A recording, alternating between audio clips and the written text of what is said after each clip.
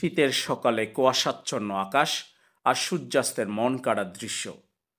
প্রকৃতির এ অপার সৌন্দর্য উপভোগে ছুটির দিনগুলোতে পর্যটন শহর টেকনাফের শাহপুর দ্বীপে বেড়েছে পর্যটকদের আনাগোনা। ঝেটিঘাটে ঘুরতে আসা পর্যটকরা বলেন, একদিকে নাফ নদী আর মিয়ানমার সীমান্ত, অন্যদিকে বাংলাদেশের মূল ভূখণ্ডের দক্ষিণ দিকের শেষ প্রান্ত। স্বাভাবিকভাবে ভ্রমণ পিপাসুদের নজর কাড়ে। মূলত বহমান নাফ নদীর সৌন্দর্য আর সূর্যাস্তের অপূর্ব দৃশ্য একসাথে উপভোগ করতে শাহপুর দ্বীপ ঘুরতে আসা তাদের। আমি বরিশাল থেকে আসছি, আমরা বাইক রাইড করে বরিশাল থেকে আর কি এখানে আসলাম। শুনলাম এখান থেকে বর্ডার দেখা যায়, সেই জন্য আর কি আসা। দেখলাম বর্ডার, সূর্যাস্ত দেখার জন্য একটু চেষ্টা করব, যদি এটা দেখার জন্য আর কি সেটা দেখা। আমার কাছে এইসব জিনিস খুবই ভালো লাগে, কারণ হচ্ছে এই নতুন নতুন জায়গা, নতুন নতুন জিনিস এখান থেকে একটু হলে দেখা যায় যাচ্ছে যে আমাদের পাশের দেশ, এগুলো দেখতে খুব ভালো লাগে।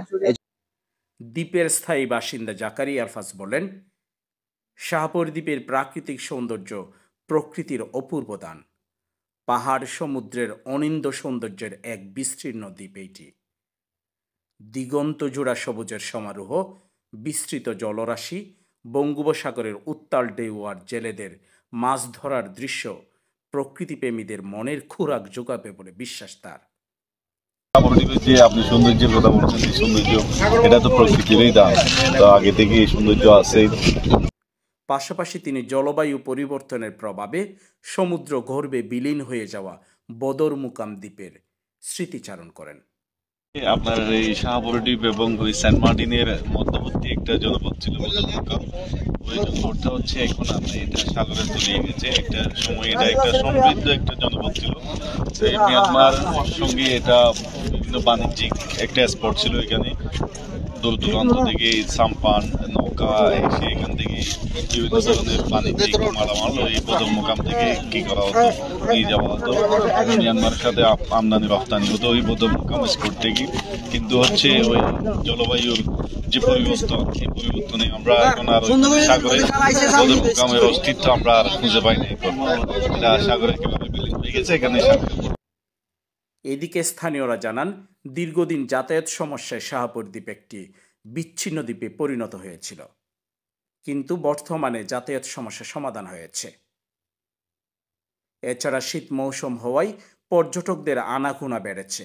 এইভাবে পর্যটক সমাগম অব্যাহত থাকলে পাশাপাশি পূর্বের নিয়ে শাহপুর দ্বীপ থেকে পর্যটকবাহী জাহাজ সেন্ট মার্টিনে যাতায়াত করলেই পরীর দ্বীপ তার স্বরূপে ফিরবে এবং এখানকার মানুষের জীবন মানে পরিবর্তন আসবে বলে প্রত্যাশা করেন তারা।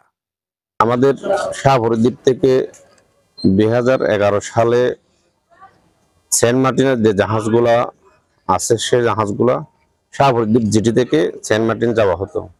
মাঝখানে 2012 সালে বেড়িবাঁধ ভেঙে গেছে। বেড়িবাঁধ ভাঙার পরে রাস্তা ভেঙে গেছে।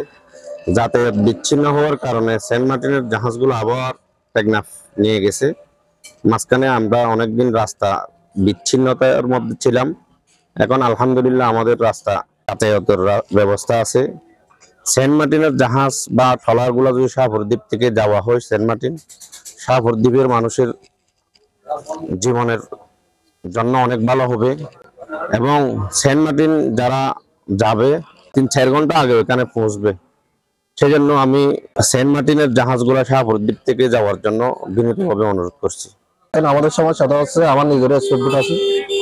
এখন টেকনাফ থেকে যাইতে হলে আপনার জলসীমাটা পার করতে হয়, তাহলে আমাদের এখানে রিস্ক হয়ে যায়।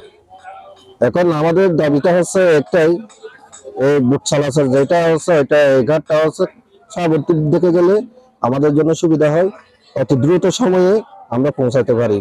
এখন টেকনাফ থেকে আসতে হলে 1 ঘন্টা সময় লাগে, আমাদের শাহপুর দ্বীপ থেকে যেতে হলে মাত্র 25 মিনিট সময় লাগে।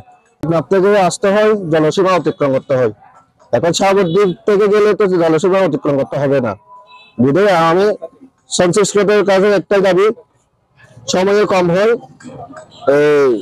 আমাদের আসা যাওয়া নিরাপদে পৌঁছাতে পারি। এখন আমাদের একটা জায়গা হচ্ছে শাহপুর দ্বীপ ঘাট থেকে সুবিট চালা তালার চালা এটা চালু করা হোক। আমাদের শাহপুর দ্বীপের একটা যাবে, আমাদের শাহপুর দ্বীপ জেরিঘাট থেকে এই ট্রলার গুলা ছাড়তে হলে আমাদের শাহপুর দ্বীপ জেরিঘাট থেকে ছাড়তে হবে।